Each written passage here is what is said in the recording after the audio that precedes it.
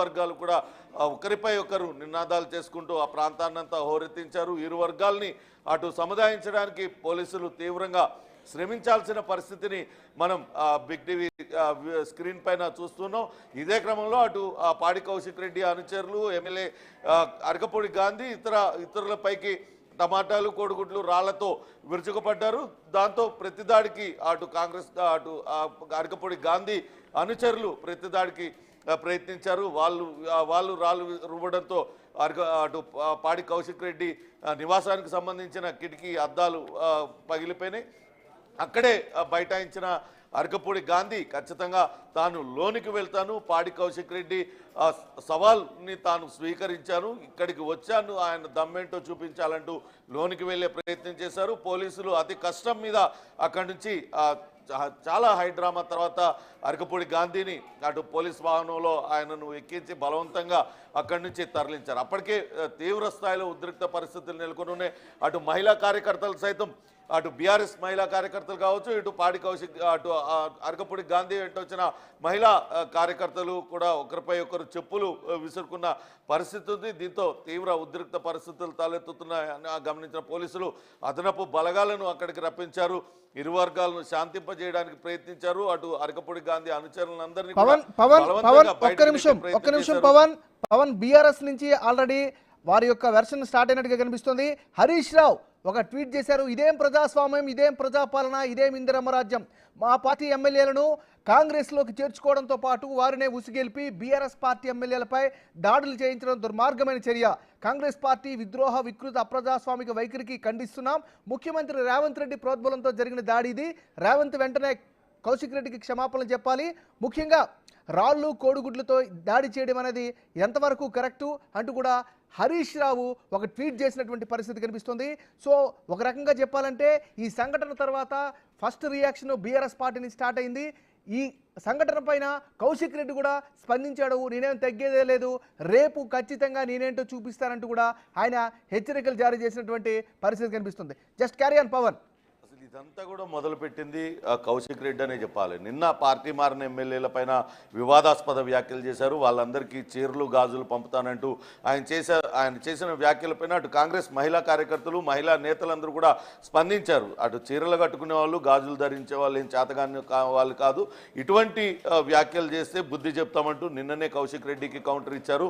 కానీ కౌశిక్ రెడ్డి మాత్రం ఈరోజు బీఆర్ఎస్ పార్టీలోనే కొనసాగుతున్నాను, నేను బీఆర్ఎస్ పార్టీ ఎమ్మెల్యేని కాబట్టే తనకు పిఏసీ చైర్మన్ ఇచ్చారంటూ అరకపూడి గాంధీ చెప్పారు. కాబట్టి ఆయన నివాసానికి వచ్చి ఆయనకు కండువా కప్పి ఆయన ఇంటిపైన జెండా ఎగరేస్తానడంతోనే ఈ రచ్చంతా కూడా మొదలైంది. అంటే ఇప్పుడు హరీష్ రావు చెప్తున్నారు రేవంత్ రెడ్డి ప్రోద్బలంతో అటు వెళ్ళారు అరకపూడి గాంధీ అంటూ ఆయన ట్వీట్ చేశారు. కరెక్ట్. అంటే నిన్న మరి కేసీఆర్ ప్రోద్బలంతోనో లేకపోతే కేటీఆర్ ప్రోద్బలంతోనే ఇటువంటి వ్యాఖ్యలు, వివాదాస్పద వ్యాఖ్యలు ఆయన చేశారా అనే కామెంట్ కూడా ఇప్పుడు కాంగ్రెస్ పార్టీ నుంచి వస్తుంది. ఎవరి ప్రోద్బలంతో మరి పాడి కౌశిక్ రెడ్డి ఇటువంటి వ్యాఖ్యలు చేశారు? మహిళలను కించపరిచే విధంగా, లేకుంటే ఎమ్మెల్యేలను అవమానపరిచే విధంగా ఎవరు ప్రోద్బలంతో వ్యాఖ్యలు చేశారు?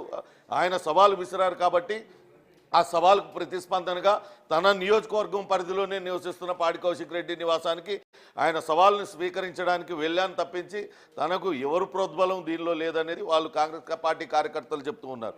వాళ్ళు సవాలు విసిరారు, ఆ సవాలుకు సమాధానంగా నేను వెళ్ళాను, దీనిలో ముఖ్యమంత్రి ప్రోద్బలమే ఉంటుంది, ఒకవేళ నిజంగానే నా వెనుక ముఖ్యమంత్రి ప్రోద్బలం ఉంటే ఆయన చేసిన వ్యాఖ్యల వెనుక కేసీఆర్ ప్రోద్బలం ఉందా అనే కామెంట్ కూడా కాంగ్రెస్ పార్టీ కార్యకర్తల నుంచి వస్తుంది.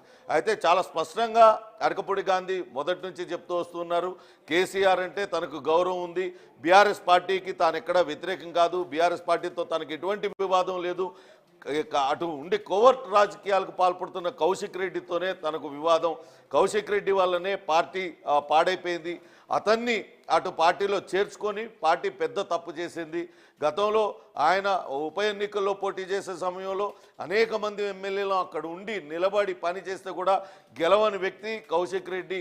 అనేక పథకాలను ప్రవేశపెట్టి ఆయన గెలిపించాలని ప్రయత్నించగా కానీ గెలవలేకపోయాడు.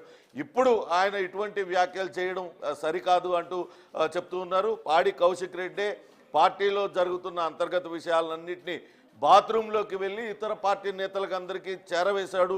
అతను అటు పార్టీలో కోవర్ట్గా పనిచేస్తున్నాడు, అన్ని పార్టీలకు కోవర్ట్గా పనిచేసేది ఒక పాడి కౌశిక్ రెడ్డి అంటూ సంచలన వ్యాఖ్యలు చేశారు. అంతా కూడా ఇప్పుడు హరీష్ రావు స్పందించారు. ఆయన పాడి కౌశిక్ రెడ్డికి మద్దతు తెలుపుతూ ఉన్నారు. కానీ అదే సమయంలో ఇటు అటు అరకపూడి గాంధీ ఆయన కూడా తాను చేసిన పనిని సమర్థించుకుంటూ ఉన్నారు.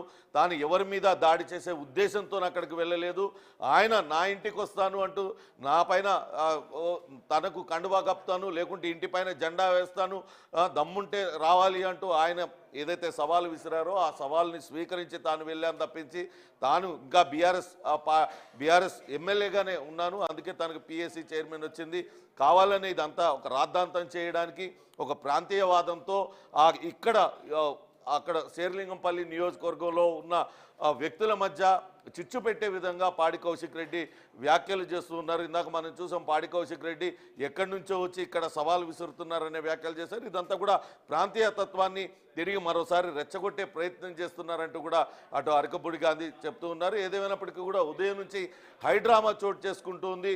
బీఆర్ఎస్ పార్టీ సవాళ్ళు, ఇటు బీఆర్ఎస్ పార్టీలోనే ఉన్నానని చెప్తున్న అరకపూడి గాంధీ ఆ సవాల్ను స్వీకరించి ఆయన పవన్ సోషల్ మీడియాలో కనుక గమనిస్తే ఇప్పటికే నేను చూస్తూ ఉన్నాను, ఆల్మోస్ట్ ట్విట్టర్లో కావచ్చు లేదా ఫేస్బుక్లో కావచ్చు చాలా ప్రశ్నలు అనుమానాలని కొన్ని వర్గాలు సెక్షన్స్ చేస్తున్నాయి. అంటే రాజకీయాలకు అతీతంగా చేస్తున్నటువంటి కామెంట్స్ ఇవి. ప్రశాంతంగా ఉన్నటువంటి దాన్ని ఇట్లా చేయడం ఎంతవరకు కరెక్ట్ అంటూ కూడా ప్రశ్నిస్తున్నారు.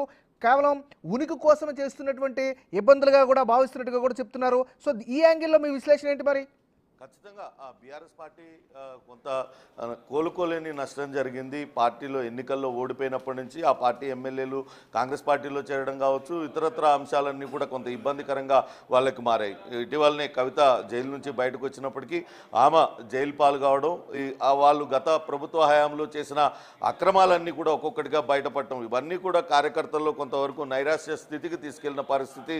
దాని నుంచి ఓవర్కమ్ కావడానికి ఏదో ఒక అంశాన్ని తెర మీదకి